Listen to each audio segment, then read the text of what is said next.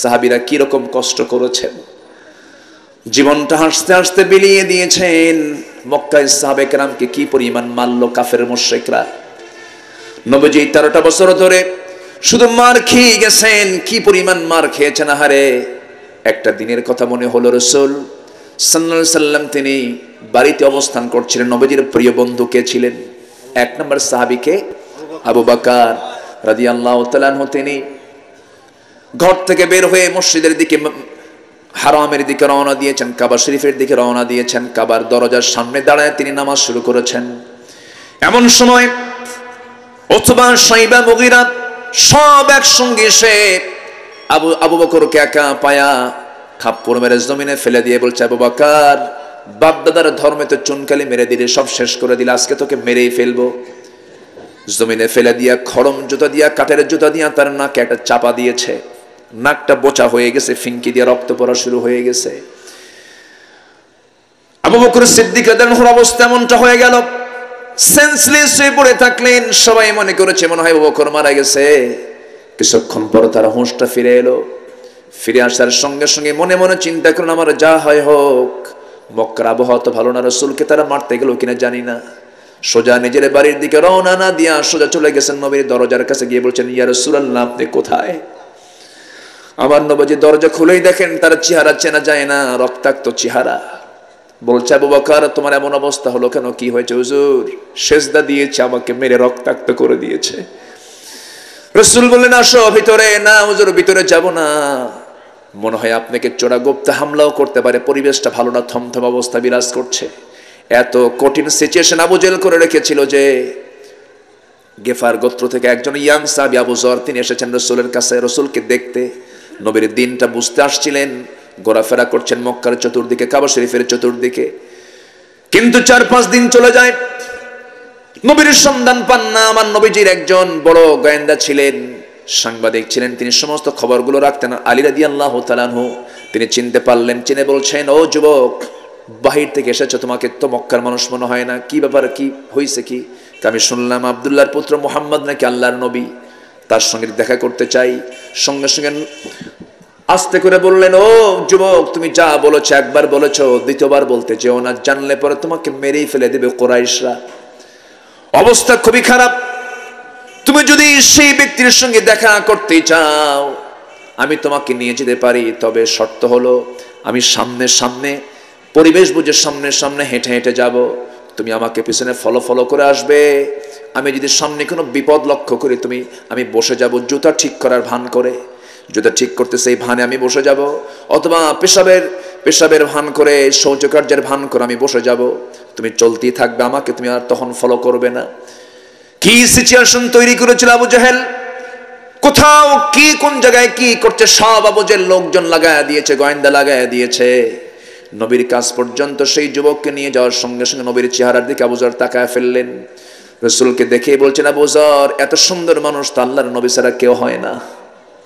আবু যর সঙ্গে সঙ্গে কালিমা গ্রহণ করলেন, জোরে বলি সুবহানাল্লাহ। ইসলাম কবুল করার সঙ্গে সঙ্গে রাসূল বলেন, আবু যর, যা ইসলাম যে কবুল করেছ এই সংবাদ যেন মক্কার কেউ না জানে, তুমি তোমার গোত্রের মাঝে চলে যাও, দিনের প্রচার করো। একটা জিনিস মক্কার মানুষ যদি জানে, তোমাকে কিন্তু মেরেই ফেলে দেবে। হুজুর, ঠিক আছে, বলবো না কাউকে। সেই জায়গা থেকে পাহাড়ি গুহা থেকে নবীর সঙ্গে সাক্ষাৎ করি, যখন তিনি গেফার গোত্রের দিকে চলে যাচ্ছেন, বাড়ির দিকে চলে যাচ্ছেন, কাবার চিত্র যখন দেখেছেন, কাবা ঘর যখন দেখেছেন, সামনে দাঁড়ায় মনে মনে ভাবলেন, এত বড় মহাসত্য আমি কেমন করে আড়াল করি। সমস্ত কুরাইশকে লক্ষ্য করে বললেন, আশহাদু আল্লা ইলাহা ইল্লাল্লাহু ওয়াহদাহু লা শারীকা লাহু ওয়া আশহাদু আন্না মুহাম্মাদান আবদুহু ওয়া রাসূলুহু। এমন কালিমা পড়লেন, বৃষ্টির মতো পাথর মারা শুরু হয়ে গেল, মারতে মারতে রক্তাক্ত করে ফেলা হলো। আবু যর গিফারি জমিনে পড়ে গেলেন। আবু জাহেল দূর থেকে এসে বলছে, কাকে তোমরা মারো, কাকে মারো? তাকে জমিন থেকে টেনে তুলে বলছে, তোর বাড়ি কোথায় রে বল। আমি গেফার গোত্র থেকে এসেছি। কি তোকে মারা হলো কেন? তুই নাকি ইসলাম কবুল করেছিস। ইসলাম কবুল করেছি আমি, আমাকে মেরে ফেলে দাও, তবুও দিন থেকে এক চুল পরিমাণ নড়বো না। আবু যর গিফারির এই শক্তিশালী মজবুতের আওয়াজ শুনে আবু জেহেল বলল, শোনো কুরাইশরা, তোমরা একে মারতে আর যেও না, কারণ এ হলো গেফার গোত্রের মানুষ। যদি এই লোকটাকে আজকে আমরা মেরে ফেলে দেই, ব্যবসা করতে যাইতে নিয়ে ওই রাস্তা দিয়ে যাওয়া লাগে, ব্যবসা কিন্তু বন্ধ। দেখছেন, শয়তান হলেও তাল ঠিক আছে। কি কথা কি বুঝতেছেন? মারা যাবে না, যা করছো করছো, জীবনে শেষ করে দিও না, তাকে ছেড়ে দাও।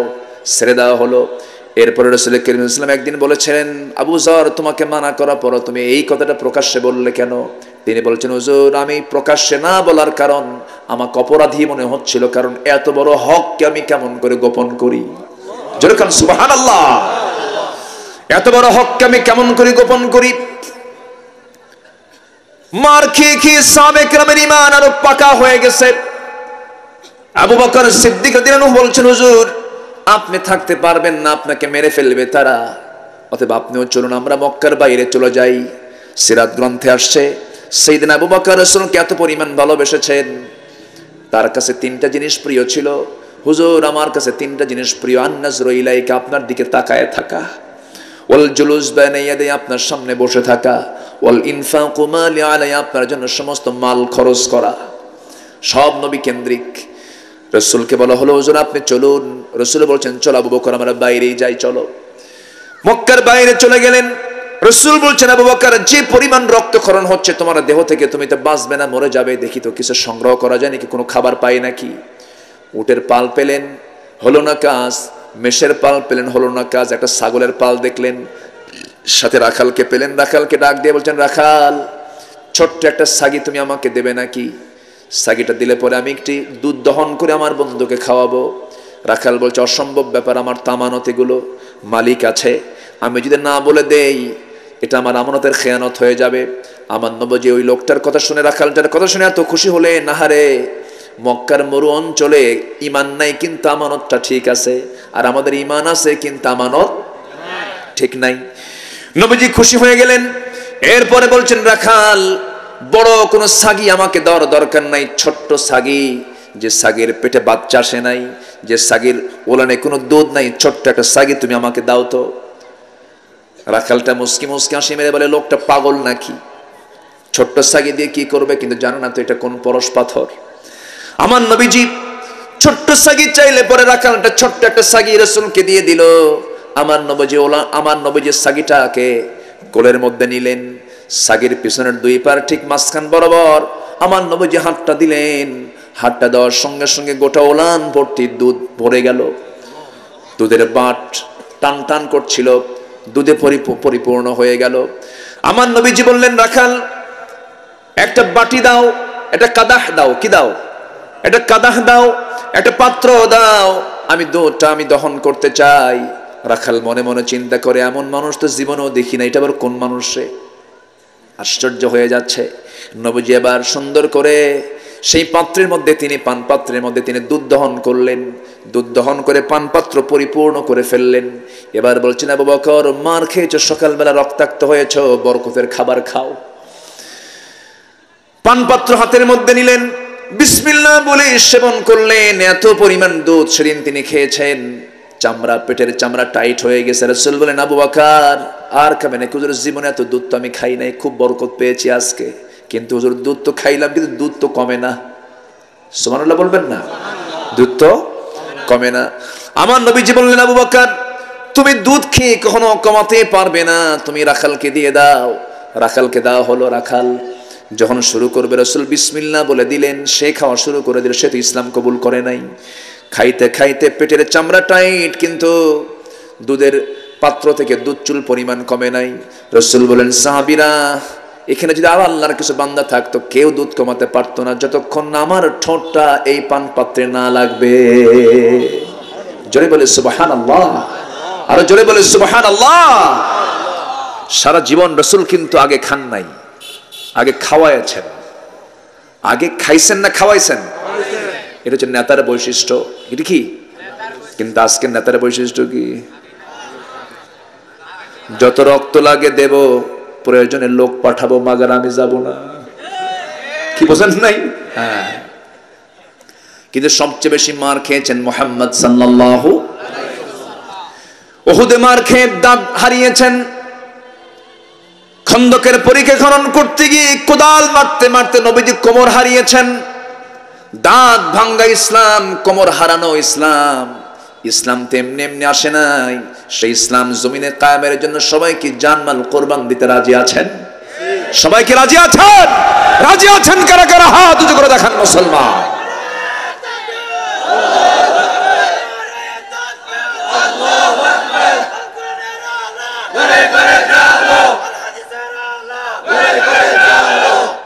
আল্লাহ কবুল করুন, জোরে বলি আমিন। আমার নবীজি আগে খান নাই, আগে খেয়েছেন, খাওয়াইছেন আগে, এরপরে নিজে খেয়েছেন। এমনকি বাড়ির বউটা পর্যন্ত, আম্মা জান আয়েশা বলেন, আমি রাসূলকে এত জোর করতাম, উটের দুধ নিয়ে বলতাম, হুজুর আপনি খান না, আমি আগে খাবো না, তুমি আগে খাও। আমি গোশত নিয়ে যেতাম, রাসূল বলতেন না তুমি আগে খাও, আমি খেতাম। হাড়গুলো রেখে দিতাম, রাসূল সে হাড়গুলো চুষে চুষে খেতেন। জোরে বলে সুবহানাল্লাহ। আমি দুধ পান করতাম, রাসূল মাথাটা নিচু করে দেখতেন আমি কোন দিকে ঠোঁট লাগিয়েছে, সেই দিকে ঠোঁট লাগিয়ে লাগিয়ে রাসূল বাকি দুধ তিনি পান করতেন। জোরে বলে সুবহানাল্লাহ। এই জন্য বউকে আগে খাওয়ানো কি আস্তে আস্তে খাওয়া, অন্তত মায়েরা একটু খুশি হোক। ভাই বলেন, আগে খাওয়ানো কি সুন্নত? আমার এই মাহফিলে মায়েরা আসছে কিনা জানি না। হ্যাঁ জি আলহামদুলিল্লাহ, বউকে আগে খাওয়ানো কিন্তু সুন্নত, এটাও সুন্নত। কিন্তু মাদের কিছু অভিযোগ আছে, থাকে অভিযোগ। আপনি মাছটা কিনে আনেন ঠিক আছে, কিন্তু মাছটা কিনে আনলেন আপনি, মাছটা যিনি কুটলো, যিনি কুটলেন সুন্দর করে পরিষ্কার করে রান্না বান্না করলেন, ইলিশ মাছের পিছনের সাইডটা মজা না মাথার সাইডটা মজা? আসতে কয় মাথা মজা না পিছনের সাইডটা মজা? মাথা। কিন্তু এই মাথাটা রান্না বান্না করলো স্ত্রী, হাজবেন্ড ওয়াইফ খেতে বসলো, কিন্তু মাথাটা কে পায়? ভালো করে কবেন, কে পায়? হ্যাঁ, স্বামী পায়, স্বামী পায়, তাই না? তো রাসূলকে আগে খাইছেন না আগে খাওয়াইছেন? এখন মেয়েরা হয়তো মনে মনে বলতেছে, হুজুর এক যুগ হলে বিয়ে হয়েছে, আজ পর্যন্ত মাছের কাল্লা পাই নাই, হুজুর ভালো করে একটু ওয়াজ করে দিয়ে যান। আমার নবীজি কি ভালোবাসা দিয়েছেন, কোন স্ত্রী তাকে অভিযোগ দেন নাই। 4 স্ত্রী একদিন দৌড় মেরে রাসূলের কাছে একসঙ্গে চলে আসছেন, হুজুর আমাদের মধ্যে গন্ডগোল লাগছে, কি সত্যি করে বলেন তো আপনি আমাদের 4 জনের মধ্যে কাকে বেশি ভালোবাসেন? ও বলে আমাকে, ও বলে আমাকে, আপনিই বলেন আপনার মুখ থেকে। রাসূল বললেন, এই উত্তর এখন দেব না, যাও কালকে সকালবেলা। রাতের বেলা তিনি কি করেছেন, 8টা খেজুর নিয়েছেন, 2টা করে খেজুর 4 স্ত্রী ঘরে 2টা 2টা করে দিচ্ছেন। প্রথম স্ত্রী ঘরে গিয়ে আম্মা জান আয়েশাকে বলছেন, আয়েশা আমি তোমাকে কিন্তু খুব ভালোবাসি, আই লাভ ইউ। কি কথা কি বুঝতেছেন আপনারা? এটা কি বলা জায়েজ আছে না নাই বলেন? এটা কি অন্যের বউ না নিজের বউ? হ্যাঁ, এটা যেন মনে থাকে, অন্যের বউ না কিন্তু। আবার আল্লাহ বলছেন, ওয়ানকিহুল আয়ামা, তোমরা স্বামীহীন নারীকে বিয়ে করো। এখনকার যুবকরা কি করে জানেন? যার বউ অন্যের বউ ঘরে, সেখানে যে ঘুদাঘুদি করে, এই আছে না নাই? তুমি ওখানে প্যাঁচ লাগাও কেন? নিজেও বিপদে পড়তেছো, আরেকজনকে বিপদে ফেলায় দিচ্ছ, কি দরকার? অনেক ফাঁকা আছে না মহিলা যাদের স্বামী নাই, তাদেরকে বিয়ে করতে বলেছেন কে? আল্লাহ। যুবকরা তোমাদের রিজিক বাড়বে, 3টা আমল করবা। 3টা আমল যদি করো তোমাদের রিজিক যা ছিল তার ডাবল হয়ে যাবে। শুনবা? আগ্রহ আছে? 1 নম্বর, তাড়াতাড়ি বিয়ে করো। হ্যাঁ, ও কি সমস্যা তোমাদের? বিয়ে করার সমস্যা? হ্যাঁ, কি সমস্যা কও? ও আগে চাকরি লাগে না, এই যে কি অভিযোগ দেখেন, কি সমস্যা? হ্যাঁ, ও বাবাদের একটু বলতে হবে না, বাবাদের সমস্যা আছে। হ্যাঁ,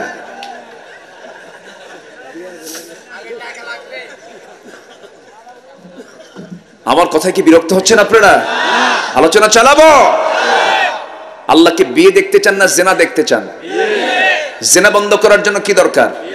আমি কি পরামর্শ দিয়েছি হাসার কথা না আসল কথা? আসল কথা। জেনা করো না, ব্যভিচারে যেও না। তুমি যদি বিয়ে করো আল্লাহ তোমাকে ধনী বানায় দিবেন, আল্লাহর আয়াত এটা। আল্লাহ তোমাকে ধনী বানায় দিবেন, টেনশন করো কেন? গোসায়া বিয়া নয়, বিয়ে করে গোসায়া নাও। আল্লাহ তোমাকে এই বাংলাদেশেই বলেন আপনি, যত বিলিয়নার, যত মিলিয়নার, যত গ্রুপ অফ ইন্ডাস্ট্রিজের যারা মালিক, সব বিয়ের আগে ধনী না বিয়ের পরে ধনী? বিয়ের পরে ধনী। বউ ঘরে আসলেই তো সম্পদ বরকত হবে, কিন্তু এটা ভুল ধারণা। বিয়ে শাদী করে নিবা। যুবকদের 1 নম্বর মেসেজ, রাসূল তার মেয়েকে বিয়ে দিয়েছেন কম বয়সে। রাসূল নিজেও বিয়ে করেছেন 25 বছরে, বাপও নাই মাও নাই। বিয়ের সময়টা তিনি উপযুক্ত সময় তিনি বিয়ে করে বুঝাচ্ছেন, ও পৃথিবীর যুবকরা, আমার সুন্নাত তোমরা ফলো করো। আল্লাহু আকবার বলেন। সময় নেই, অধিকার না যাই। সম্মানিত ভাইয়েরা, আমার রাসূল বললেন, আবু বকর রাখালকে দাও। রাখাল খেয়ে নিল, দুধ কমে না। রাসূল শেষে দুধের পাত্রটা নিজে নিয়ে বিসমিল্লাহ বলে সেবন করলেন, দুধ শেষ করে ফেললেন। এরপর বলছেন, আবু বকর চলো যাই। রাখাল কান্দে। রাখাল কি করে? কান্দে। রাখাল মনে মনে চিন্তা করে, আবার কোন আজীব মানুষ পাইলাম, এরকম মানুষ তো কোনোদিন পাই নাই। এবার বলছে, ঠিক আছে আপনি চলে যাচ্ছেন, কিন্তু আমাকে সাথে নিয়ে যান। রাখালের কথা শুনে রাসূল বলছেন, তুমি নাকি আমানতদার, এই ছাগলগুলো দেখবে কে? তাও তো একটা কথা, আমি যেতে পারছি না, ভালো কথা, কিন্তু আপনি আমাকে একটা দোয়া শিখিয়ে দিয়ে যান। ওই দোয়াটা, যে দোয়া পরে আপনি ওলানে হাত দিলেন, ওলানটা দুধে ভরপুর হলো, সেই দোয়াটা আমাকে মুখস্থ করায় দেন। কেন? ওই দোয়া মাঝে মাঝে পড়বা, আমিও দুধ খাবো। আমার নবীজি বললেন, সাহাবী শোনো, 1000 বার দোয়া পড়ি তো কোনো লাভ হবে না, দোয়ার সাথে তোমার কোনো কাজ হবে না, কারণ তোমার মধ্যে শিরকিয়াতের গন্ধ আছে, তাওহীদের কোনো গন্ধ নাই। তাওহীদের ফ্লেভারটা নিলে পরে এই দোয়াটা তোমার কাজে লাগবে। সঙ্গে সঙ্গে রাখাল বলছে, আপনার চেহারা দেখে মনে হচ্ছে আপনি সাধারণ কোনো মানুষ নন। আমার মন বলছে আপনি মনে হয় সেই মক্কার নবী, আল্লাহর পয়গম্বর মুহাম্মদ সাল্লাল্লাহু।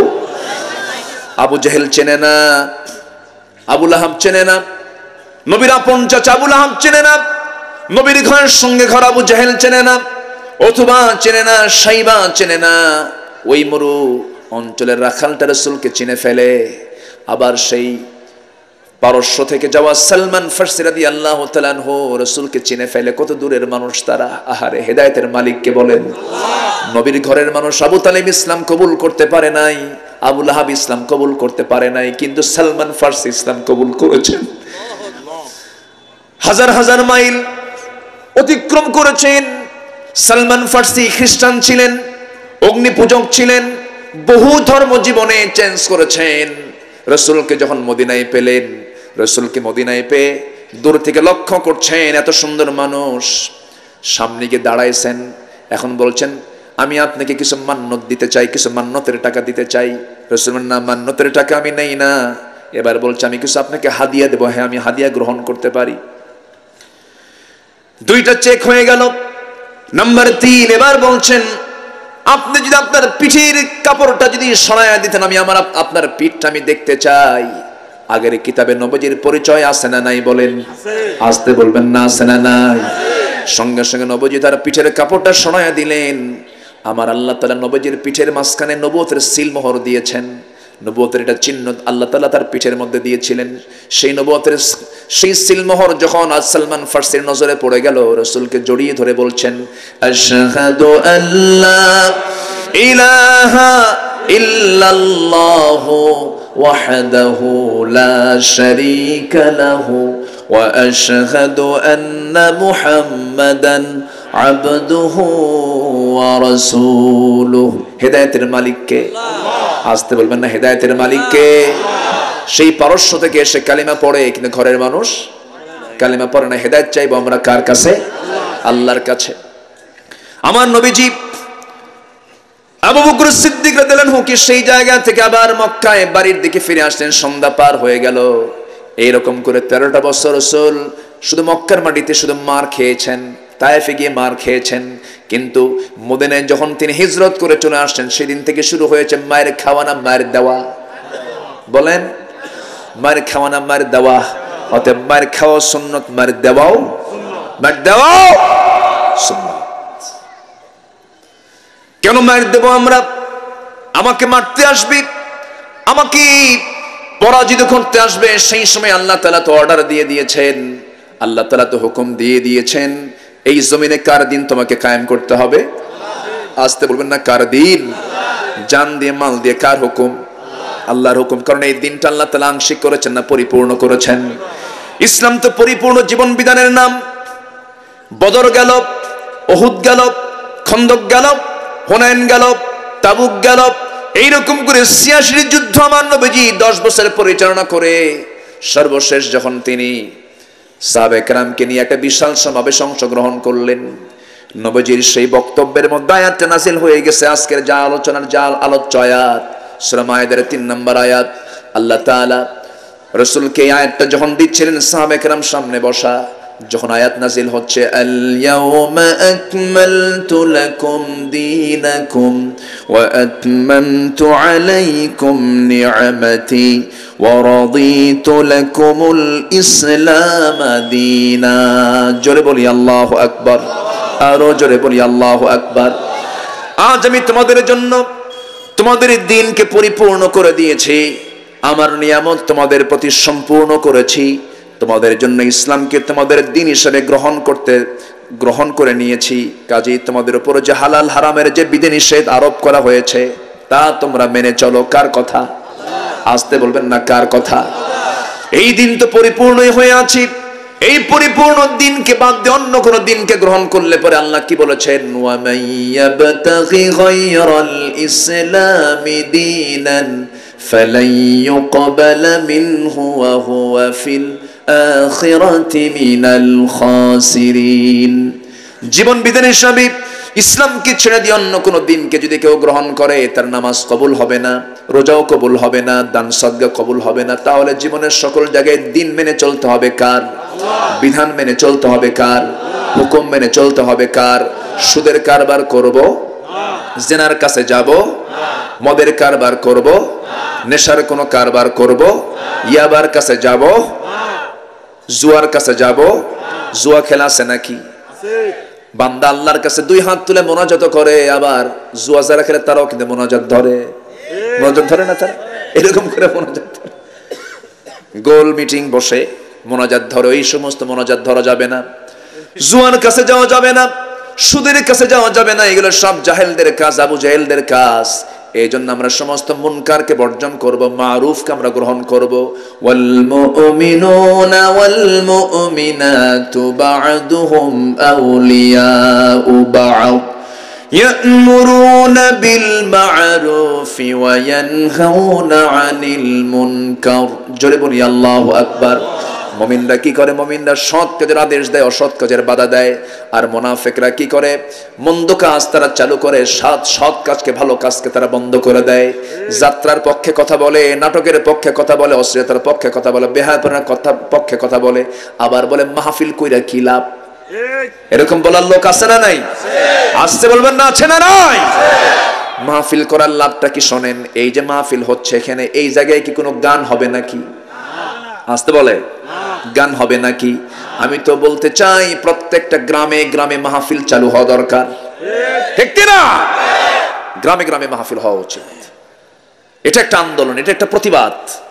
আল্লাহ তুমি এই যুবকদের এই অংশগ্রহণকে তুমি আল্লাহ কবুল করো, তাদের এই উদ্যোগকে তুমি আল্লাহ কবুল করো, তাদের আয়োজনকে তুমি আল্লাহ কবুল করো। সম্মানিত হাজিরিন, এই পৃথিবীতে সবচাইতে অত্যাধুনিক জীবন বিধান বলতে যেটা বোঝায় সেটার নামই হলো ইসলাম। ইসলাম আধুনিকতা শিখায়, কিন্তু আজকে যারা আধুনিক শব্দটা প্রয়োগ করছে, এটা আধুনিকতা নয়, এটা হচ্ছে বেহায়াপনা। মডার্ন শব্দটাকে তারা কলঙ্কিত করেছে, আধুনিকতাকে তারা বেহায়াপনায় রূপ দিয়েছে, অজ্ঞতায় রূপ দিয়েছে, ফাহেশায় রূপ দিয়েছে। আসলে আধুনিক বলতে ইসলাম কি বোঝায়, ঠিক কিনা? শুধু আধুনিক না অত্যাধুনিক? অত্যাধুনিক। সূর্য যেমন তাপ দিতে, সূর্যের তাপে যেমন কোনো কমতি নেই, কিয়ামত পর্যন্ত এই সূর্যই আমাদেরকে তাপ দিয়ে যাবে। আকাশ যেমন কোটি কোটি বছর এর বয়স হলেও আকাশ যেমন আছে তেমনই দেখছি, ঠিক কিয়ামতের আগ পর্যন্ত আকাশ এমনই থাকবে।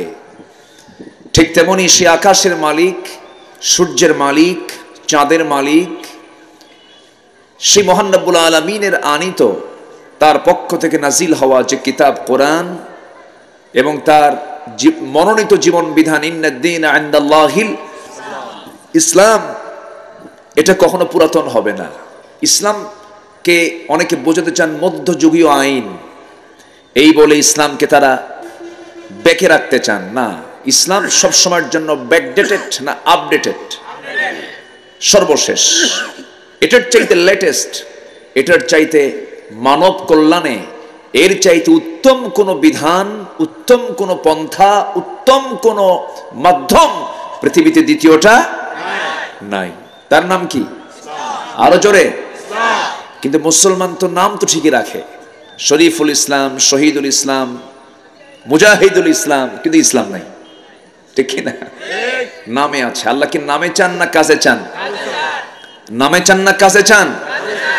আমার নির্দিষ্ট যে আয়াতের একটা অংশ আমাকে বলতে বলা হয়েছে।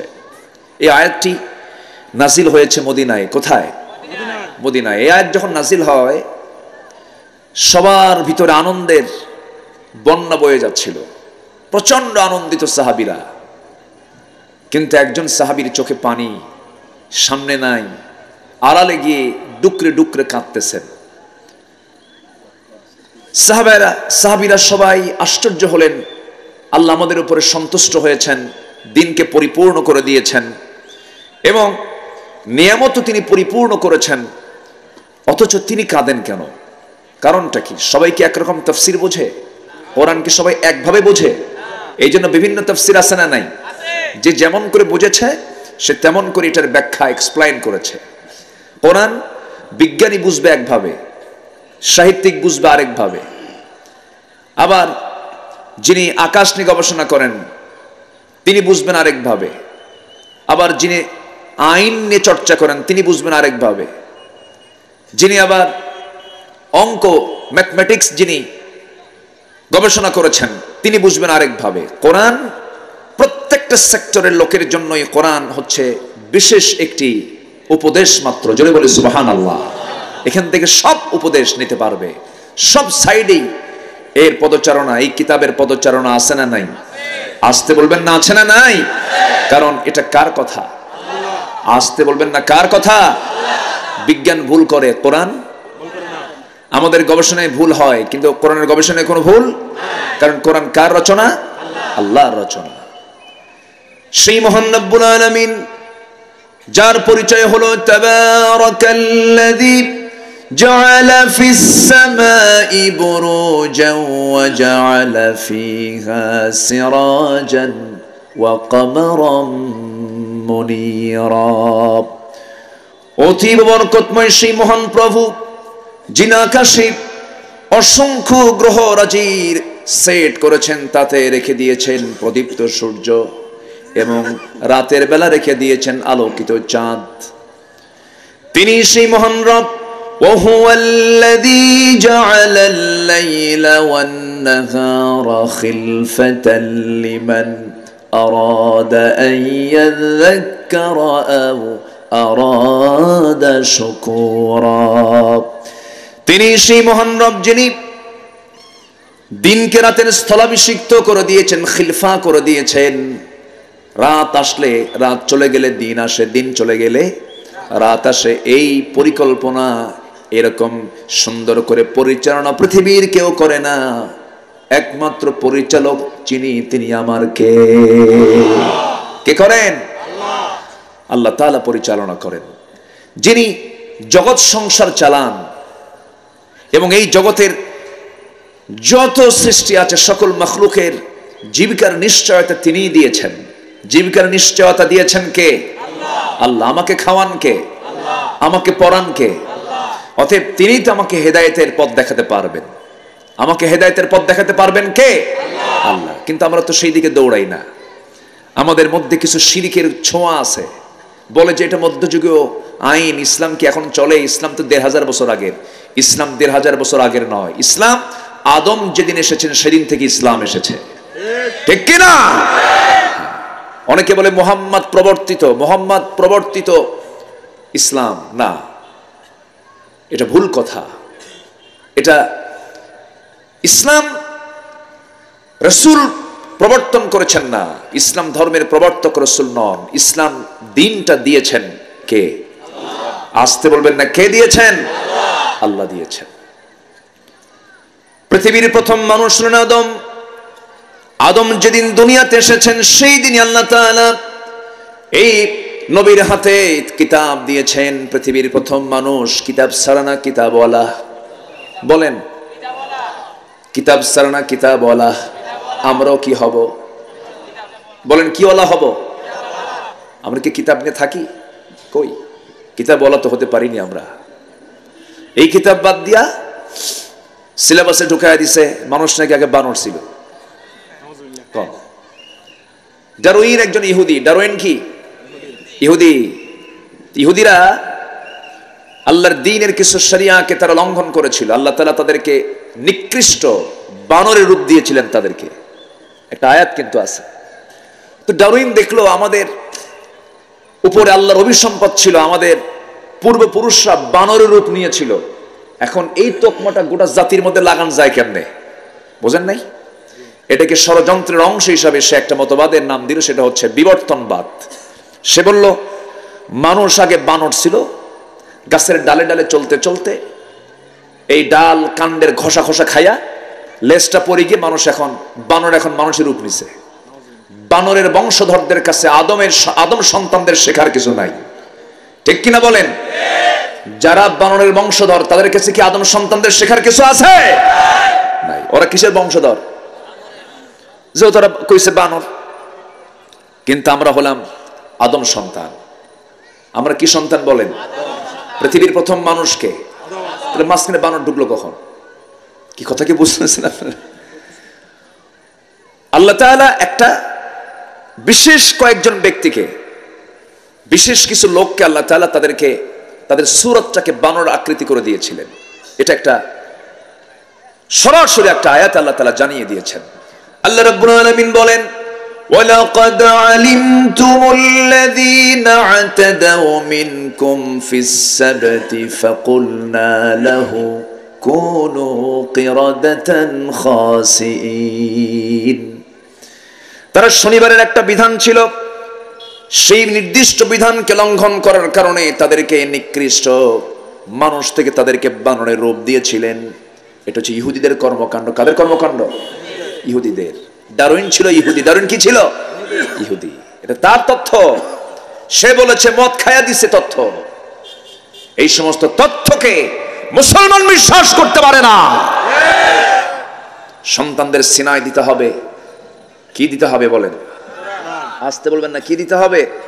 কোরআন দিতে হবে। কোরআন ছাড়া বাচ্চাকে আপনি যেটাই দিবেন সেটাই আপনার বাচ্চার ঈমানকে ছিনতাই করে নিয়ে যাবে। বাচ্চার হাতে আগে কোরআন দিতে হবে। সাদা ফ্রেশ হৃদয়ে সিনায় আগে কোরআনটা তুলে দিতে হবে। এরপর আপনি ডাক্তার হবেন, ইঞ্জিনিয়ার হবেন, জজ হবেন, ব্যারিস্টার হবেন, আপনি আইনজীবী হবেন, রাষ্ট্রনায়ক হবেন, মন্ত্রী হবেন, অ্যাডমিনিস্ট্রেশন চালাবেন, ডাক্তারি করবেন, ইঞ্জিনিয়ারিং করবেন, সবকিছু করবেন, কোনো সমস্যা নেই। সবার আগে শর্ত হলো সিনার মধ্যে মুসলমান আগে কোরআন তুলতে হবে। গ্রামের মানুষ শীতকালে রাতের বেলা ভাত যদি পাতিলের নিচে জমা হয়, সেই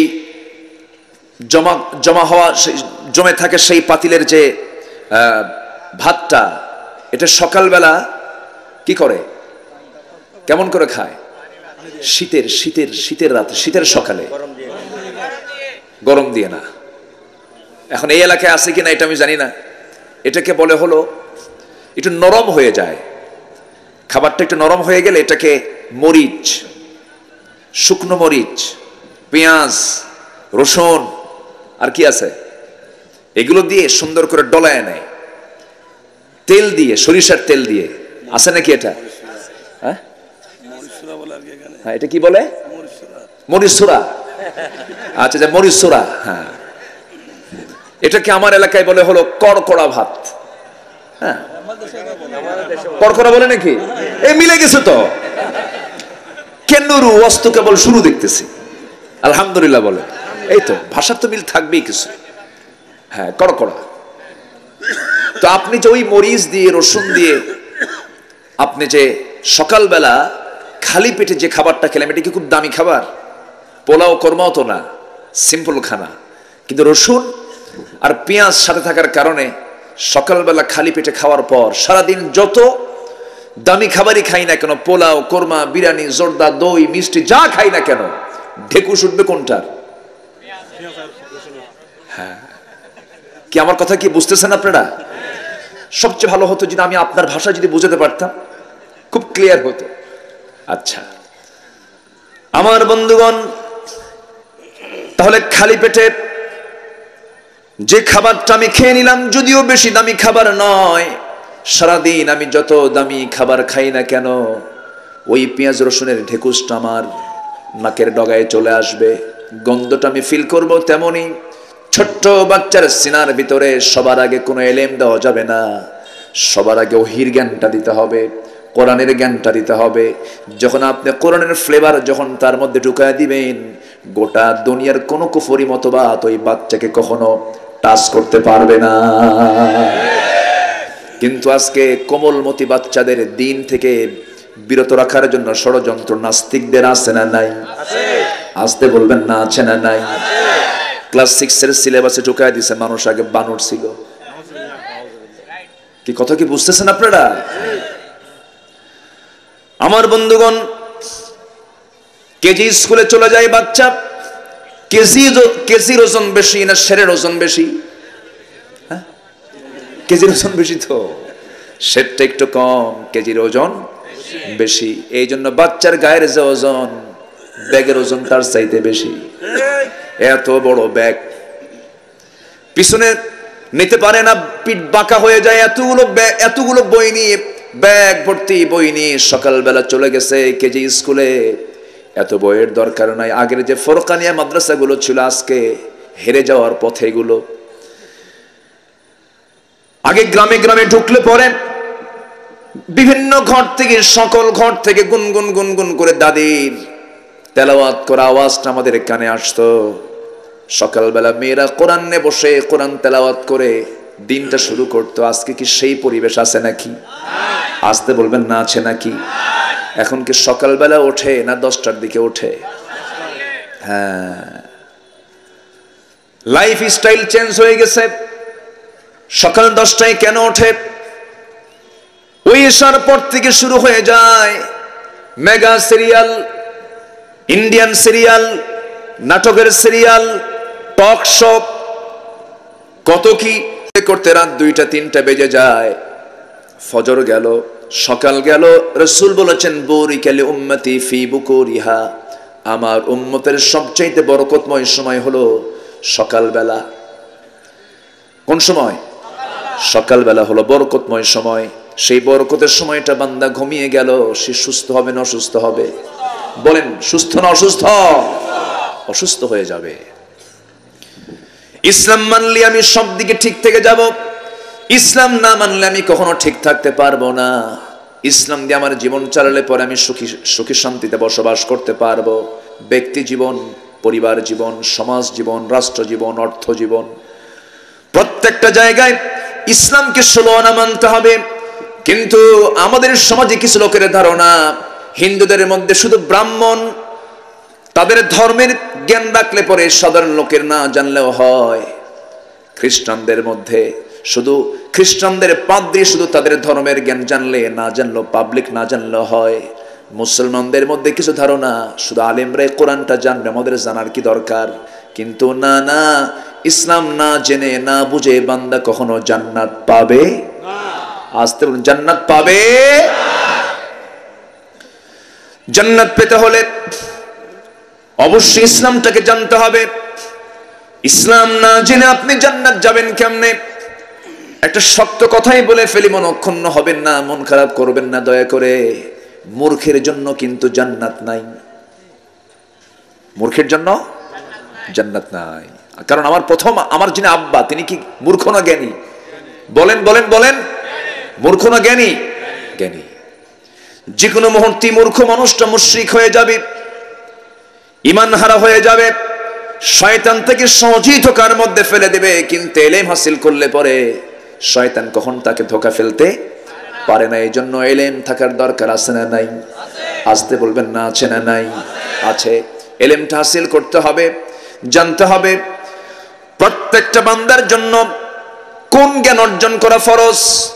মাস্টার্স ডিগ্রি নয়, কামিল পাশও নয়, দাওরায়ে হাদিসও নয়, মেডিকেল সায়েন্সও নয়, এগুলো তো আপনি সবাই তো সব জ্ঞান অর্জন করতে পারবে না। কিন্তু প্রত্যেকটা মুসলমানের জন্য যে জ্ঞানটা জরুরি সেটা হলো হালাল এবং হারামের জ্ঞান জানা। তলাবু কাসবুল হালালি ওয়াল হারাম, তলাবু কাসবুল হালালি ফরিদাতুন আলা কুল্লি মুসলিম।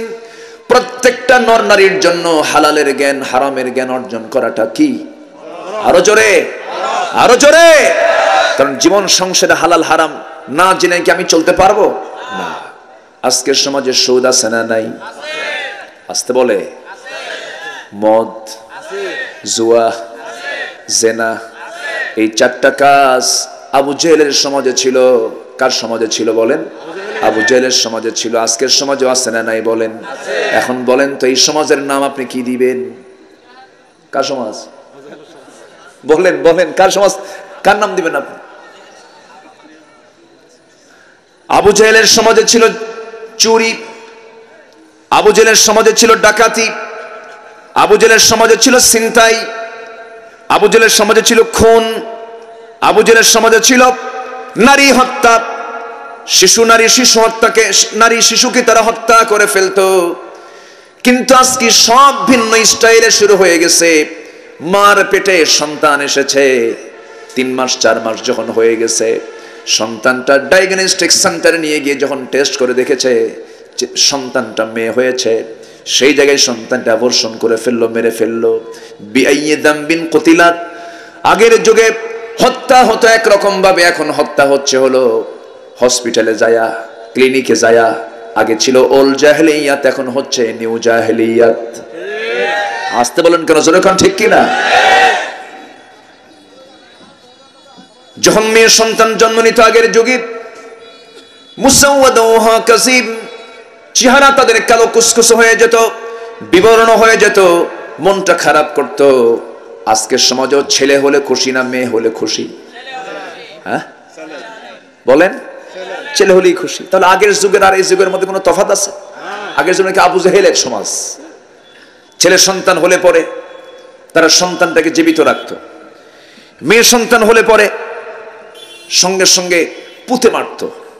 এমনও তাফসীর এসেছে যে মা গিয়ে গর্তের কিনারে বসতো, যখন দেখতো যে সন্তানটা মেয়ে হয়েছে সেখানেই জীবন্ত পুঁতে পাথর দিয়ে মেরে চলে আসতো।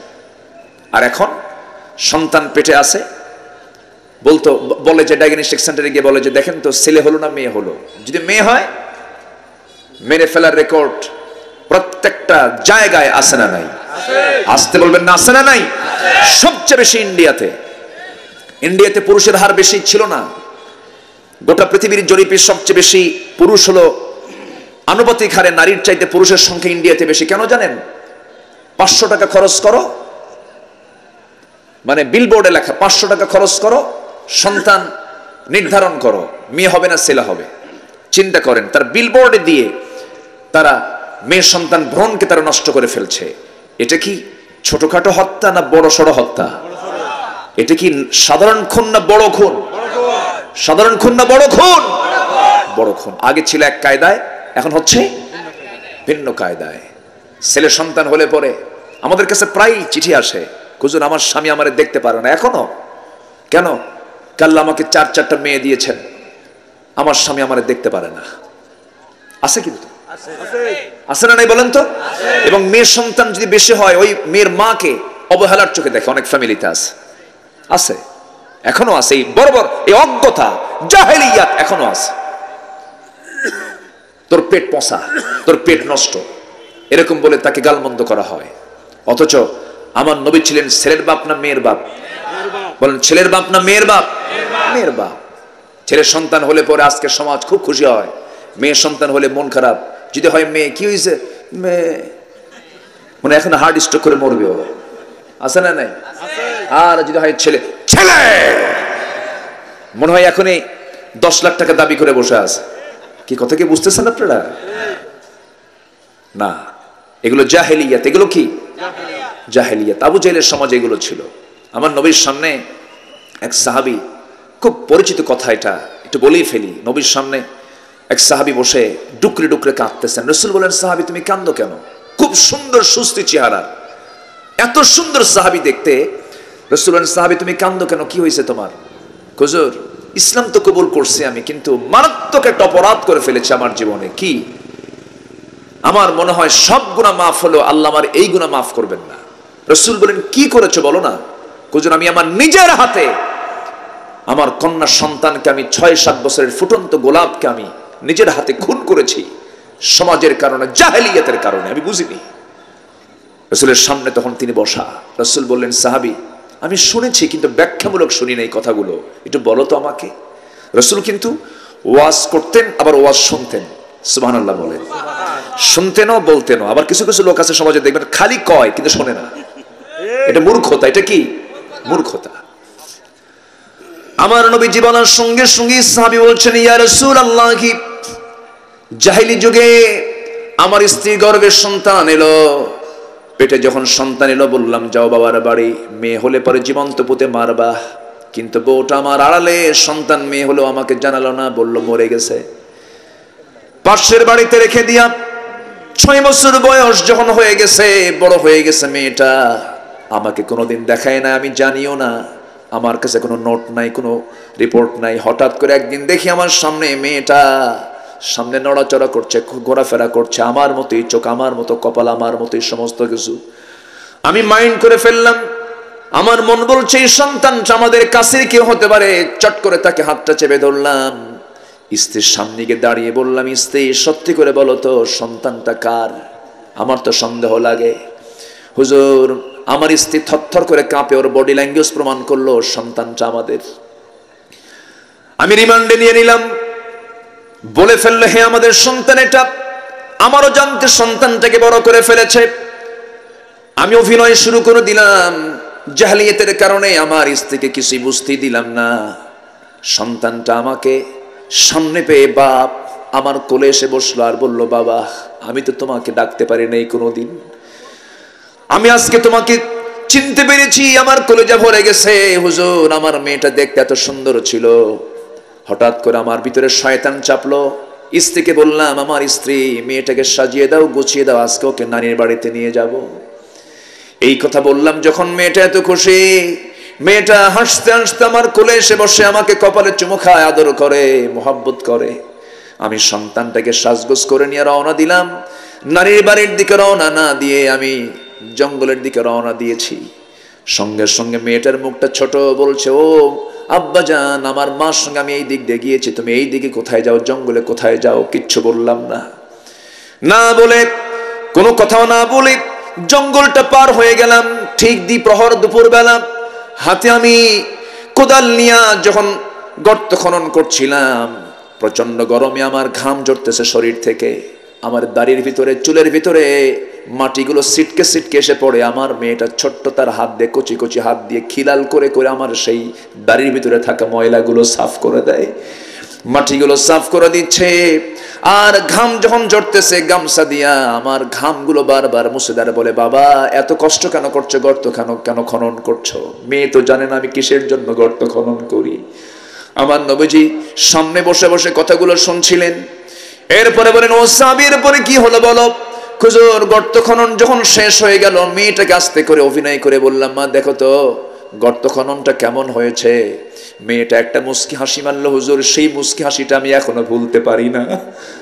আমার মেয়েটা মুস্কি হাসি মেরে গর্তের কাছে গিয়ে উকি মেরে যখন দেখতে লাগলো, সরল মন আমার কথা বিশ্বাস করে নিয়েছে। আমি পিছন দিকে চলে এলাম, এমন জোরে ধাক্কা মেরেছে, এক ধাক্কায় বাচ্চাটা গর্তের মধ্যে পড়ে গেছে। চিত হয়ে দুইটা হাত এক জায়গায় করেছে, এক জায়গায় করে বলছে, মা, আমার মা সত্যি বলেছিল, আব্বা তুমি আমাকে মেরে ফেলবে, এই জন্য আম্মা আমাকে তোমার আড়ালে আমাকে বড় করেছে। ও বাবা, তুমি আজকে বুঝেছি তুমি আমাকে মেরে ফেলবে। বাবা, আমি তোমার কাছে একটাবার প্রাণ ভিক্ষা চাচ্ছি, প্রয়োজনে ভিক্ষা করে খাবো, আজকে বাঁচায় দিবা, তোমার সামনে আমার মুখটা দেখাবো না। হুজুর, এত দয়া, এত দয়া, এত মায়াবী সুর আমার সামনে এত আকুতি মিনতি করলো। আমার পাষাণ হৃদয় চুল পরিমাণ গলল না। শিরকিয়াতের গন্ধের কারণে আমি পাষাণ হয়ে গেলাম। সমাজের কারণে, মানুষের কারণে আমি মেয়ের বাপ, আমাকে আন্ডার এস্টিমেট করবে মানুষ, সেই জন্য আমি সেই সময় একটা বড় পাথর হাতের মধ্যে নিলাম, চোখ বন্ধ করে ওই সন্তানটার বুক বরাবর মেরে দিলাম। ফিনকি দিয়ে রক্ত পড়ে গেল। নিজের হাতে পাথর চাপা দিয়া, মাটি চাপা দিয়া আমি তাকে জনমের মতো দুনিয়া থেকে বিদায় করে দিলাম। আমার নবী যে এই কথা শোনার সঙ্গে সঙ্গে রাসূল করিম সাল্লাল্লাহু আলাইহি সাল্লামের দুই চোখের কোনা বেয়ে পানি পড়ে, আর বলছেন, ও দাহিয়ে কলবি, তুমি যে অপরাধটা করেছো, তুমি কি জানো আল্লাহ তোমার এই অপরাধটাও মাফ করে দিয়েছেন। তবে একটা কথা জেনে রেখে দিও দাহিয়ে কলবি, আমার সাহাবী, মানুষ যে এত পাষাণ হয়, এত হৃদয়হীন হয়, এটা আমার আগে জানা ছিল না। মানুষ এই অসভ্য বর্বর সমাজকে রাসূল 40 বছর পর্যন্ত ট্রাই করেছেন। কোরআন ছাড়া ট্রাই করার কারণে তিনি পারেন নাই। বিশ্বনবীর মতো বিশ্বমানের চরিত্র নিয়ে যদি তিনি না পারেন, আজকের এই ঘুণেধরা সমাজকে ঠিক করার জন্য যত কোরআন ছাড়া বিধান আসুক না কেন, সমাজ কি কখনো ভালো হতে পারে নাকি? আসতে বলবেন না, পারে নাকি? ভালো হবে সমাজ বিনির্মাণে একমাত্র কার বিধান দিয়ে বলেন? কিসের বিধান দিয়ে বলেন? কোরআনের বিধান দিয়ে ভালো হতে পারে। বাড়িতে লেগেছে আগুন, নেভানোর জন্য তো আগুন দরকার না পানি দরকার? আগুন লাগে, পুড়ে ছারখার হয়ে যায়। সে আগুনটা নেভানোর জন্য দরকার হলো পানির। বাড়িওয়ালা হাউমাউ করে কান্দে আর বলে, যার কাছে যা কিছু আছে আমারে বাঁচাও, বাড়িতে লেগেছে আগুন। এই আগুন দেখি রাস্তা দিয়ে যাচ্ছিল, ওই বাড়ির সামনে দিয়ে রাস্তা যাচ্ছে, যখন দেখেছে আগুন, যখন বলছে যার কাছে যা কিছু আছে তা নিয়ে আমারে বাঁচাও। এখন যার কাছে যা কিছু আছে মানে সব যা কিছু দিয়া সেই জায়গায় ঢাললে কি আগুন নিভবে নাকি? আগুন নিভানোর উপাদানটা কি বলেন? পানি। একজন যাচ্ছে ড্রাম ভর্তি ডিজেল নিয়া, কি নিয়ে যাচ্ছে? ডিজেল যদি বিসমিল্লাহ বলে ঢেলে দেয় কাম হবে নাকি?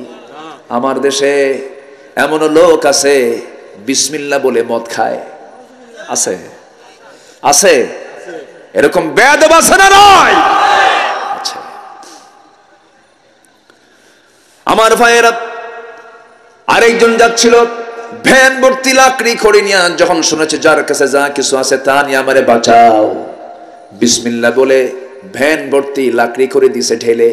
আগুন কি কমার কথা না বাড়ার কথা?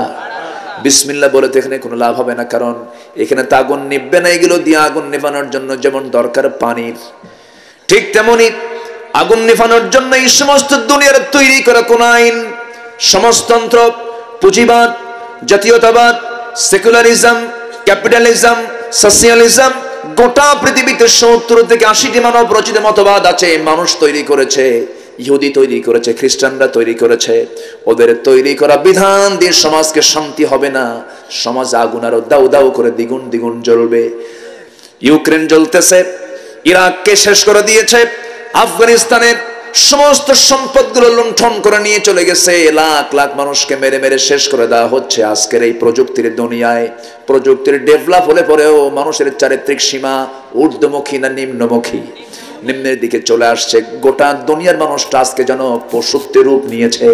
আমেরিকার মতো পার্লামেন্টের সমকামিতার আইন পাশ হয়, নাউজুবিল্লাহ বলেন, যা কুত্তার মধ্যেও নাই, যা কোনো পশুর মধ্যে নাই। বিকৃত কোনো যৌনাচার কোনো প্রাণীর মধ্যে খুঁজে পাবেন না। আজকে মানুষের মধ্যে বিকৃত যৌনাচার ঢুকেছে, অবাধ মেলামেশা ঢুকে পড়েছে। কিসের প্রযুক্তি?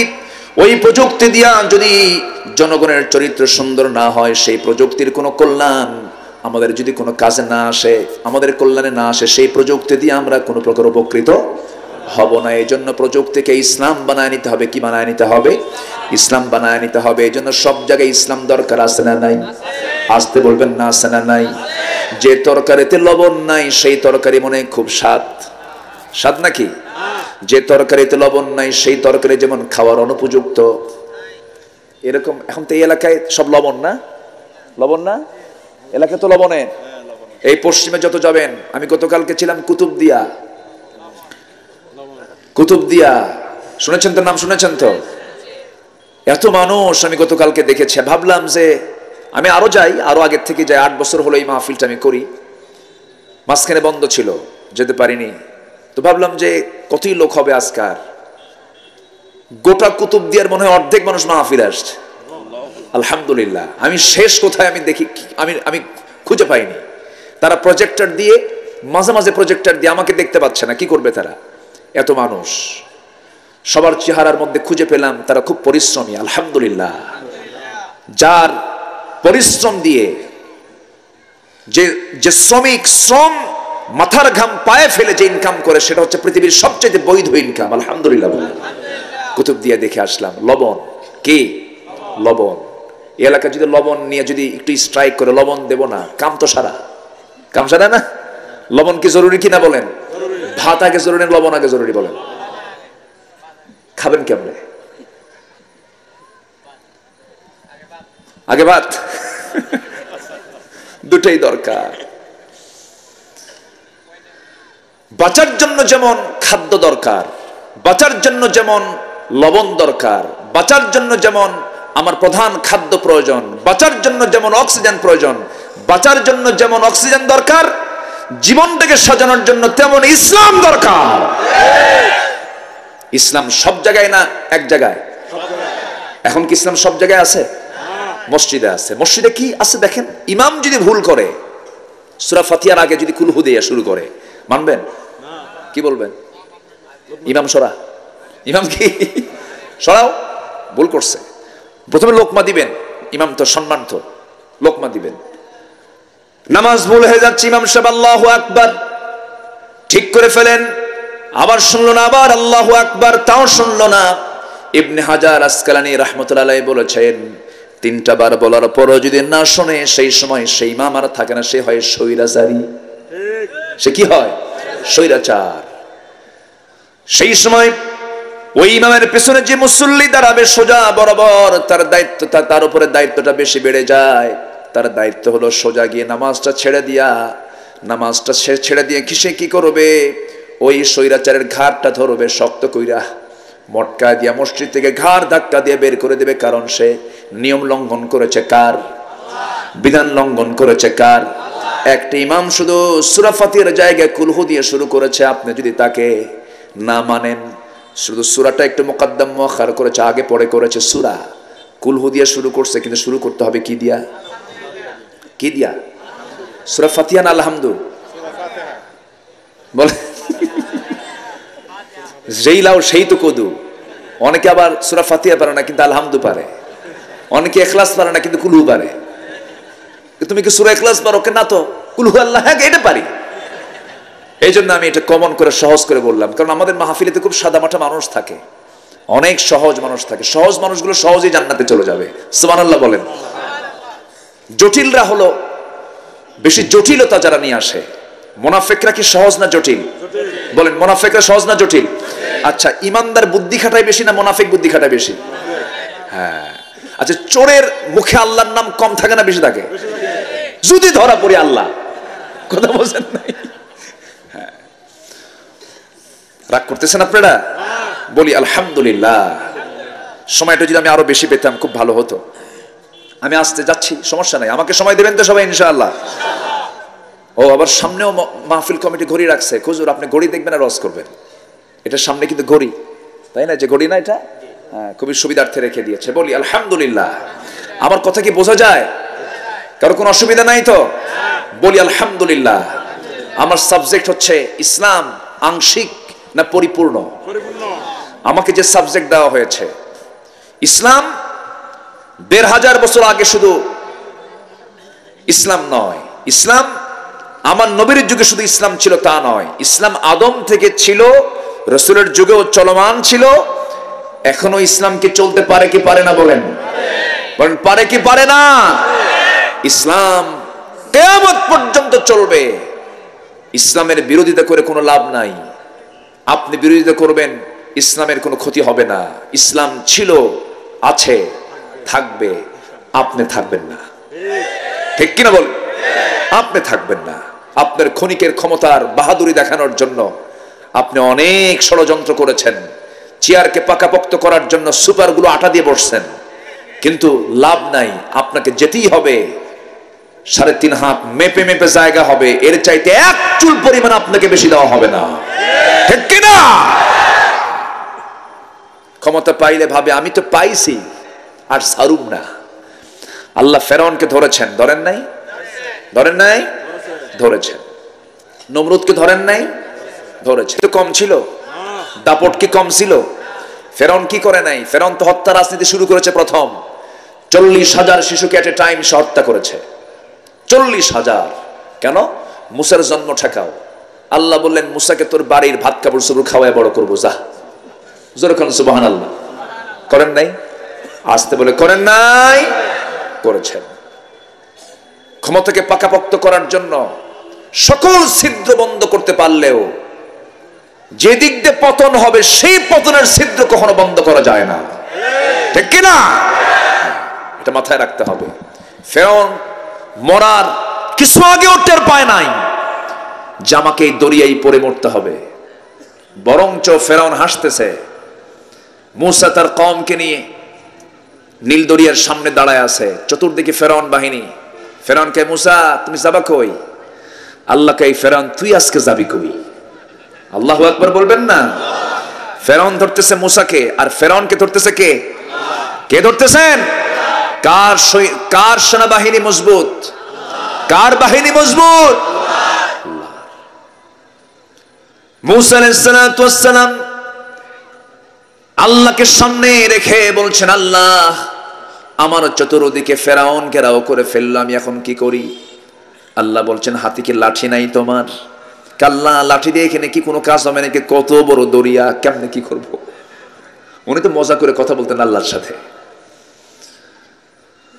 মজা করে মাঝে মাঝে কথা বলতেন। সবচেয়ে বেশি কথা বলেছেন আল্লাহর সঙ্গে ডাইরেক্ট মুসা আলাইহিস সালাতু ওয়াস সালাম। ভায়া লাগতো না? ওয়া কাল্লামাল্লাহু মুসা তাকলিমা। ডাইরেক্ট তিনি কথা বলতেন। আল্লাহকে বলছেন, ও আল্লাহ সামনে তো দরিয়া, এখন কি করা যায়, কি করব আমি? আল্লাহ বলছেন, আস্তে করে ওই দরিয়ায় তোমার লাঠিটা ছেড়ে দাও, বাড়ি মারো। 12টা তিনি আঘাত করলেন। 12টা রাস্তা হয়ে গেছে। কয়টা? 12টা রাস্তা, একটা দুইটা নয়, বাইপাস সহ। এটা কি পাশে? এটা কি রোড? এটা বাইপাস না? বাইপাসই তো। আগে পেকুয়ার লোকজন ওই চকরিয়ার ভিতর দিয়ে যেত, হারবাং এই রোডটা ছিল না। এটা বাইপাস হওয়ার জন্য সহজ হয়েছে না কঠিন হয়েছে? জাম কমে গেছে, বাইপাস। আল্লাহ তাআলা মুসার জন্য বললেন, মুসা তোমার কওমের জন্য আমি আল্লাহ শুধু একটা রোড দিলাম না, 12টা রাস্তা বানায় দিলাম, যাও যেদিক দিয়ে মন চাই সেদিক দিয়ে চলে যাও। নীল দরিয়ার তলদেশ পর্যন্ত সেই দিন সূর্যের আলো প্রবেশ করেছিল, যেদিন মুসা আলাইহিস সালাম তার সদল বলে এপার থেকে ওপারে পাড়ি জমালেন, চলে গেলেন। এবার হামান বলছে, ফেরাউন শোনো, কাম তো সারা, মুসা তো পার হয়ে গেল, ওর তো শক্তি আরো বড় হয়ে যাবে, পারা মুশকিল, আজকে ধরতে হবে, খাইয়া ফেলাবো আমরা। কথা বলেন নাই? হ্যাঁ, খাইতে গেলে চিন্তা করতে হয়। দরিয়া পার হয়ে গেল, কি করা যায়? ফেরাউন বলল, কোন ক্রমে ছাড়া যাবে না, দেখো তো কি করা যায়। হামান বলতেছি, দেখি তো আমার ঘোড়াটা দাবড়ায় দেই এই রাস্তা দিয়া, ওই রাস্তা দিয়ে, যে রাস্তা দিয়ে আল্লাহর ইমানদার বান্দারা পার হয়েছেন, সে রাস্তায় হামান তার ঘোড়া চালায় দিল। ঘোড়াটা চালায় দিয়ে এপার থেকে ওপার গেল, ওপার থেকে এপারে আসলো। এবার হামান বলছে, ফেরাউন রাস্তা তো ক্লিয়ার দেখে আসলাম, কোনো সমস্যা নেই, আমি দেখেছি একবার, আসছি একবার। আল্লাহ কয়, ধরবো তোর একটু পরে, আগে ফেরাউনরে ধরবো। যেরকম আল্লাহু আকবার। ধরেন নাই? ধরেন নাই? আল্লাহ ধরেছেন। ওয়াগরাকনা আলা ফিরাউন, ফিরাউনের 14 গোষ্ঠী সব খতম করে দিয়েছেন, সব শেষ করে দিয়েছেন, দরিয়ার মধ্যে সব চুবায় মেরেছেন। সে আল্লাহ আছে না নাই? এই ফেরাউন জুলুম করতে করতে বইয়ের উপরে জুলুম করেছিল। তার স্ত্রীর নাম কি বলেন? আসিয়া আলাইহিস সালাতু ওয়াস সালামের একটা অপরাধ ছিল, তিনি কি বলেছিলেন? ইন্নাদ-দীনা ইনদাল্লাহিল ইসলাম, আল্লাহর পক্ষ থেকে মনোনীত দিন হলো ইসলাম। ফেরাউন বলল, আসিয়া তুমি নাকি মুসার দিন ধরেছো? না না, মুসার দিন তো মুসার হতে পারে না, মুসা হলো আল্লাহর নবী। আর দিনটা কার? আল্লাহর। আমি আল্লাহর দিনটা গ্রহণ করেছি। সঙ্গে সঙ্গে ফেরাউন বলছে, আসিয়া তুমি কি জানো এর ফলাফল কি হতে পারে? আসিয়া বলছেন, আমার স্বামী গো, এর ফলাফল হয়তো আমার মৃত্যু পর্যন্ত হতে পারে, এই তো হবে, মরে যাব। ফেরাউন খেপে গিয়ে বলছে, আসিয়া আমি তোমার সঙ্গে কোনোদিন রূঢ় আচরণ করি নাই, আমাদের দাম্পত্যময় জীবন খুব ভালোই ছিল।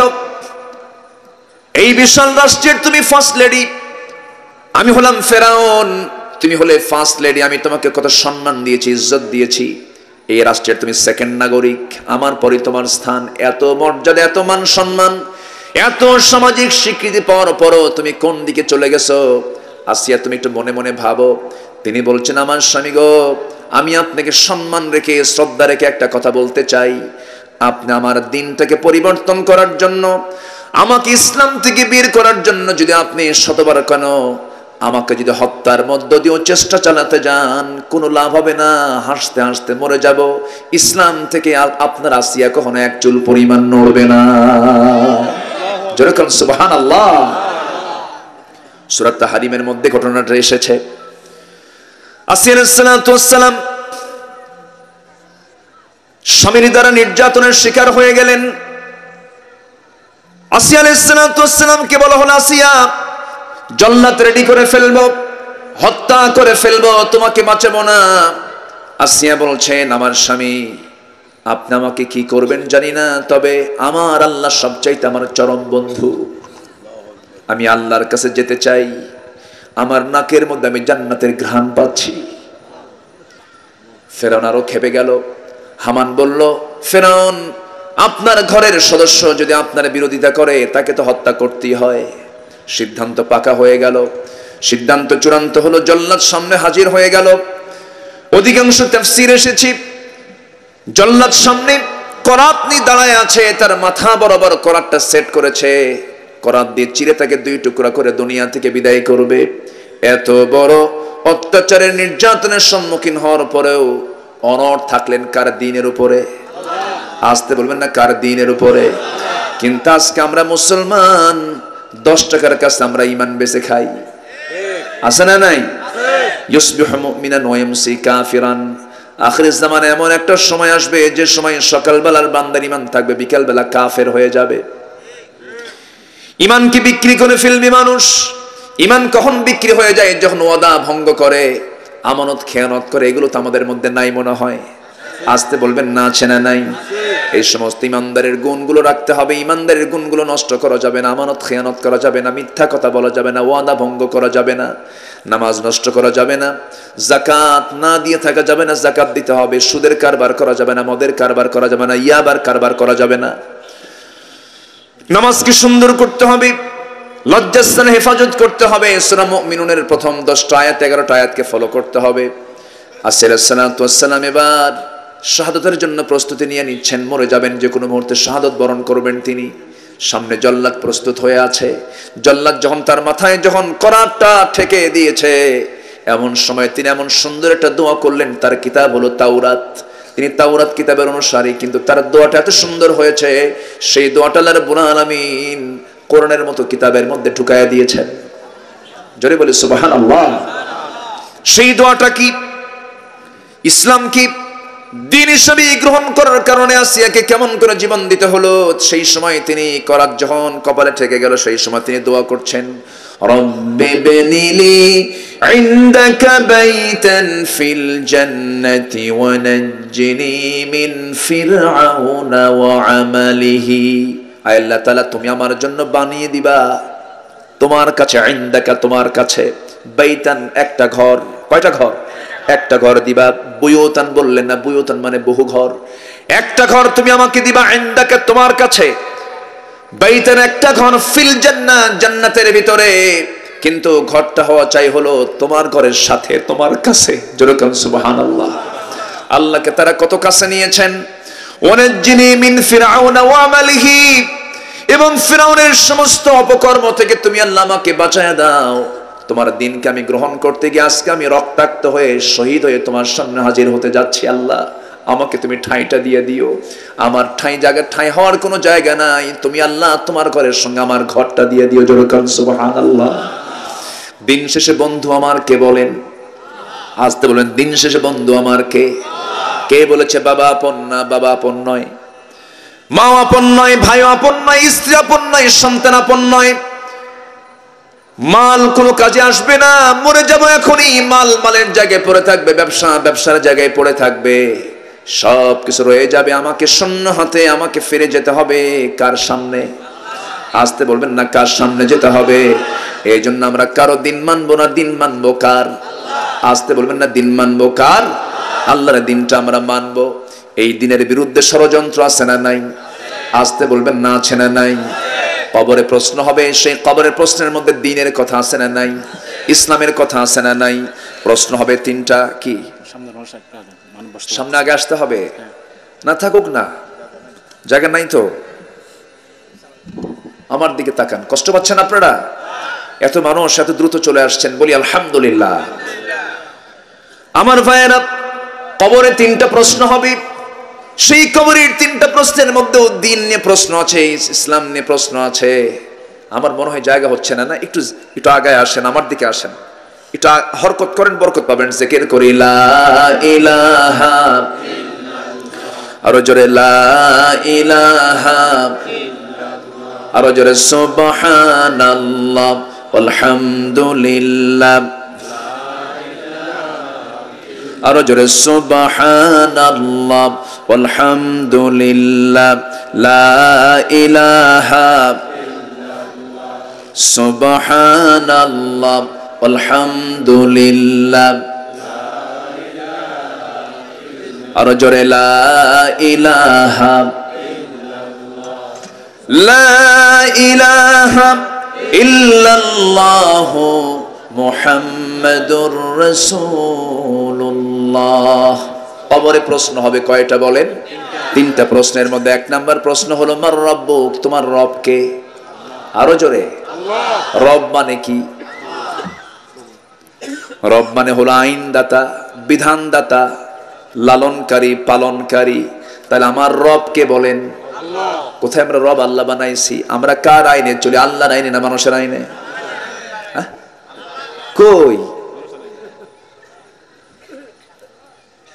রবের অর্থ যদি বলতে যাই অনেক লম্বা সময় লেগে যাবে। এক কথায় বলে দিচ্ছি, রব মানে হলো যিনি সকল প্রকার অযোগ্যতা, অপূর্ণতা, ব্যর্থতা থেকে সম্পূর্ণ মুক্ত। তিনি কে? এই জমিনের সমস্ত সৃষ্টিগুলো কার হুকুমে চলে? আকাশ চালান কে? জমিন চালান কে? সমুদ্র চালান কে? সমুদ্রের ঢেউগুলো তিনি সুন্দর করে চালায় নেন। যে আল্লাহ সমুদ্র চালান, যে আল্লাহ সূর্য চালান, আকাশ চালান, জমিন চালান, সে আল্লাহ মানুষ চলবে কেমনে? তার জন্য তার পক্ষ থেকে ব্যবধান, তার পক্ষ থেকে বিধান, তার পক্ষ থেকে দিন আছে না নাই? আছে না নাই বলেন? তার নাম হলো ইসলাম। তার নাম কি? ইসলাম। এখন আল্লাহ তাআলা দিয়েছেন ইসলাম, এটা হচ্ছে আল্লাহর আইন। আমি যদি আল্লাহকে বিশ্বাস করতে চাই, অবশ্যই বিশ্বাস করতে হবে তাকে আইনদাতা হিসাবে। আমি আইন মানবো কার? এক জায়গায় না, সব জায়গায়। মার রব্বুক, যখন বলবে তোমার রবকে, দুনিয়াতে যদি আপনি আল্লাহর আইনটা না মেনে যদি অন্য দুনিয়ার কোন আইনকে মেনে যান, যে ব্যক্তির আইন মানছেন তার নাম মুখ দিয়ে বের হবে অমক সলিমুদ্দিন, আল্লাহর নাম আসবে না। মার রব্বুক, তোমার রব কি? রব্বি আল্লাহ আসবে না। তখন আপনি যদি কার্ল মার্কসের কোন মতবাদকে বিশ্বাস করেন, লেনিনের মতবাদকে বিশ্বাস করেন, কমিউনিজমকে বিশ্বাস করেন, সেই সময় তাদের নামগুলো বের হয়ে আসবে। অথবা বলবেন হা হা লা আদ্রি, আমি কিচ্ছু পারি না। ওমা দীনুক, তোমার দল কি ছিল? জোরে বলেন, আরো জোরে। নবীর দলের নাম কি? আল্লাহর দলের নাম কি? অতএব আমাদের দলের নামটাও কি হবে? আরো জোরে বলেন, আরো জোরে বলেন, আরো জোরে বলেন। মনে থাকবে, যে নেতা নামাজ পড়ে না, নামাজি লোক, সেই নেতার কোনোদিন আনুগত্য করতে পারে না। আমার দেশে বহু নামাজি লোক আছে, মসজিদ ইমামের পিছনে নামাজ পড়ে, সুন্দর করে নামাজ পড়ে পড়ে কপালটা কালো বানাইছে, ভালো কথা, কিন্তু বাইরে গিয়ে তার নেতা হলো বেনামাজি অথবা হিন্দু লোক। আছে না? আসতে বলবেন না, আছে না নাই? আচ্ছা, ঠিক আমার নবীর পিছনে যারা মুনাফিকি করেছে, নামাজ পড়েছে তারা ঠিক, রাসূলের পিছনে ইক্তেদা করেছে, মদিনার মসজিদে নামাজ পড়েছে, তারা নামাজ পড়েছে নবীর পিছনে, আর নেতৃত্ব মেনেছে আবু জেহেলদের। সেই মুনাফিকরা এখনো আছে না নাই? এখনো আছে। নামাজ পড়ছে নবীর পিছনে, নবীজির ওয়াজে কান্নাকাটিও করছে, চোখের পানিও বের হয়েছে। কিন্তু যেদিন বদর যুদ্ধের দিন, তখন পেঁচ লাগাই দিছে। আবু জেহেলকে আগে সংবাদ দিছে, তুমি আসো, এদিকে অবস্থা খুব ভালো, মুহাম্মদ পরাজিত হয়ে যাবে। যেরকম নাউজুবিল্লাহ, এরকম পেঁচ লাগানো লোক এখন আছে না নাই? আসতে বলবেন না, আছে না নাই? কাফেরের দ্বারা ইসলামের যত ক্ষতি হয়েছে মুনাফিকদের দ্বারা তার চেয়ে কম না বেশি? বেশি। মুনাফিকের কোনো চরিত্র যেন আল্লাহ আমাদের ভিতরে না দেন। জোরে বলি আমিন। মুনাফিকদের এক নম্বর বৈশিষ্ট্য হলো আল্লাহু ইয়াশহাদু ইন্নাল মুনাফিকিনা লাকাযিবুন। আল্লাহ নিজে সাক্ষ্য দিচ্ছেন মুনাফিকরা সবচেয়ে বেশি মিথ্যা কথা বলে। আমরা মিথ্যা কথা বলবো না। জোরে বলি ইনশাআল্লাহ। আর জোরে বলি ইনশাআল্লাহ। তাহলে ইসলামকে আমরা মানবো 1 আনা 16 আনা 16 আনা। ইসলামকে মানতে নিয়ে আংশিক মানার সুযোগ নেওয়া যাবে না, নিজের পছন্দ মতো মানার সুযোগ নেওয়া যাবে না। তাহলে আমি কবরে জবাবটা দিতে পারবো না। মার রাব্বুক, তোমার আইনদাতাকে, ওয়া মা দীনুক, তোমার দলের নামটা কি, এবং বলা হবে ওমান হাদার রাজুল, তোমার নেতাটাকে, এই লোকটাকে। সেই সময় সঙ্গে সঙ্গে বলতে হবে নবিয়ুনা মুহাম্মদ সাল্লাল্লাহু আলাইহি ওয়াসাল্লাম। আমরা মুখস্থ করলেই তো উত্তর দিতে পারবো নাকি? মুখস্থের সঙ্গে কি এর কোনো সম্পর্ক? এটা হচ্ছে ভাই ভাই, এটা কি? এটাকে লিখিত না ভাই ভা? ভাই ভা। ফেরেশতা চলে আসবে, প্রশ্ন করবে মার রাব্বুকুম মা দীনুকুম মান হাদার রাজুল। এই 3টা প্রশ্নের আলোকে আমার জীবনটাকে সাজাতে হবে। সুন্দর করে সাজিয়ে যদি নিতে পারি, এই কবরের 3টা প্রশ্নের জবাব যদি আমরা দিতে পারি, সঙ্গে সঙ্গে জান্নাতের সুড়ঙ্গ কবরে সেট হয়ে যাবে, জান্নাতের ফ্লেভার কবরে চলে আসবে। জোরে বলেন সুবহানাল্লাহ। জান্নাতি বান্দার কবর থেকেই তার প্রশান্তি শুরু হয়ে যাবে, নিয়ামত শুরু হয়ে যাবে। আল্লাহু আকবার বলেন। সেই জান্নাতকে আমরা পেতে চাই নাকি? আল্লাহ ছাড়া মাবুদ নাই, রাসূল ছাড়া নেতা নাই। আমাদের মাবুদ কে? আমাদের মাবুদ কে? আমাদের নেতা কে? মুহাম্মদ সাল্লাল্লাহু আলাইহি ওয়াসাল্লাম। এটা যেন আমরা কখনো ভুল না করি। নেতা শব্দ নাকি রাসূলকে বলা যাবে না। কেন বলা যাবে না? তার একটা ব্যাখ্যা বলেন। নেতা এই শব্দটা কেমন যেন? সম্মানিত ভাইয়েরা, হ্যাঁ, আজকের সমাজে নেতা শব্দটাকে কলঙ্কিত করেছে কিছু নেতা নামের কিছু বদমাইশরা, ঠিক কি না? আজকে আমার দেশে নেতা বেশি না কর্মী বেশি? হ্যাঁ, এই জন্য তো মঞ্চ ভেঙে পড়ে। ঠিক আছে না? ভেঙে পড়ে না? ভেঙে পড়ে। নেতা যদি কম হতো তাহলে মঞ্চ ভাঙতো না। যারা নেতা না তারাও মঞ্চে ওঠে, নেতা সবার তলে পড়ে। শেষে উনি বলেই ফেলেছেন যে আমি এত নেতা দেখতে চাই না, আমি কর্মী চাই। এটাই তো ইসলামের কথা, ঠিক কি না? পৃথিবীতে যদি একজন নেতা থাকেন তিনি হচ্ছেন মুহাম্মদ সাল্লাল্লাহু। বাস, নেতা কম বানান, এত নেতা বানালে কাম সারা। কষ্ট পাচ্ছেন? আলোচনা চালিয়ে যাই।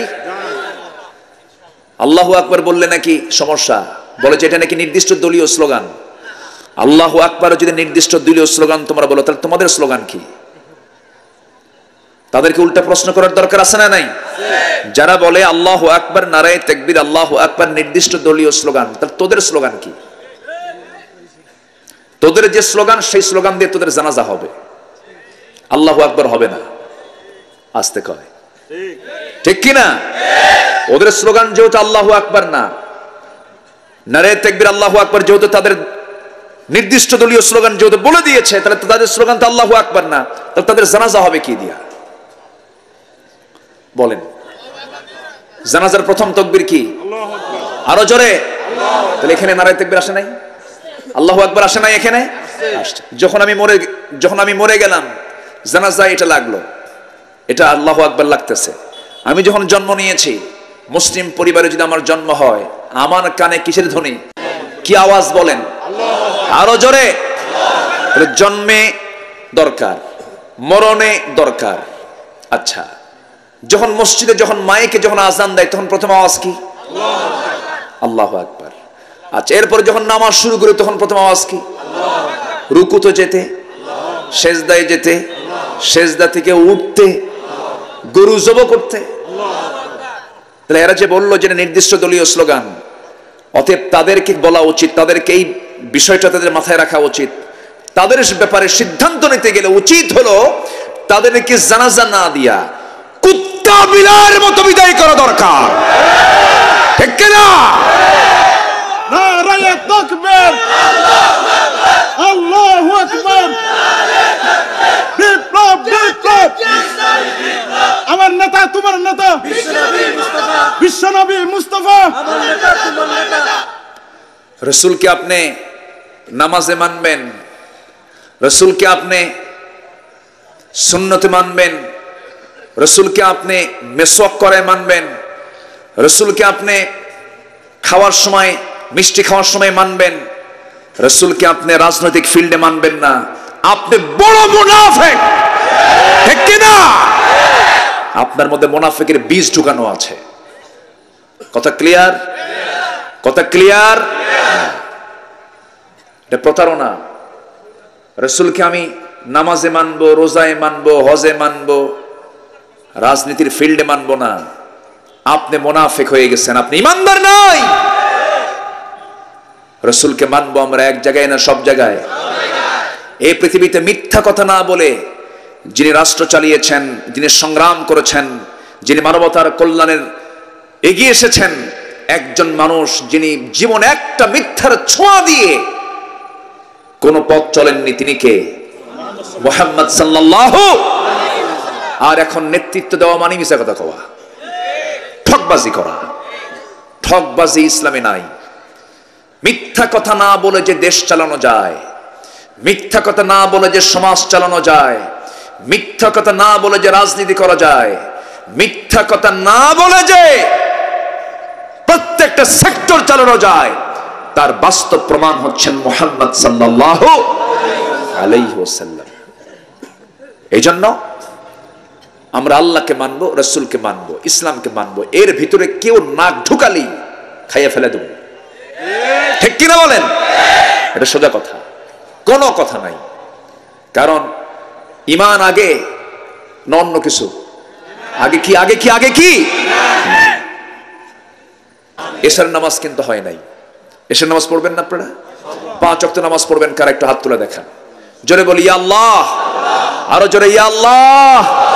আমাদেরকে 5 ওয়াক্ত সালাত আদায় করার তৌফিক তুমি আল্লাহ দিয়া দাও। জোরে বলি আমিন। হাত নামান। এশার নামাজের আজান হবে, নামাজ হবে না? এখানে নামাজ হবে না? হবে। আচ্ছা, নামাজ হবে। নামাজের পর আবার দ্বিতীয় অধিবেশন আছে। আমার প্রিয় ভাই, আমার সিনিয়র, আমার অগ্রজ, আমার ডক্টর শহীদ ইসলাম বারাকাতি হাফিজাহুল্লাহ, তিনি কথা বলবেন। আমি আর আমার কথাকে বাড়াতে পারছি না, যতটুকু হয়েছে আমরা বলে ফেলি আলহামদুলিল্লাহ। জোরে বলি আলহামদুলিল্লাহ।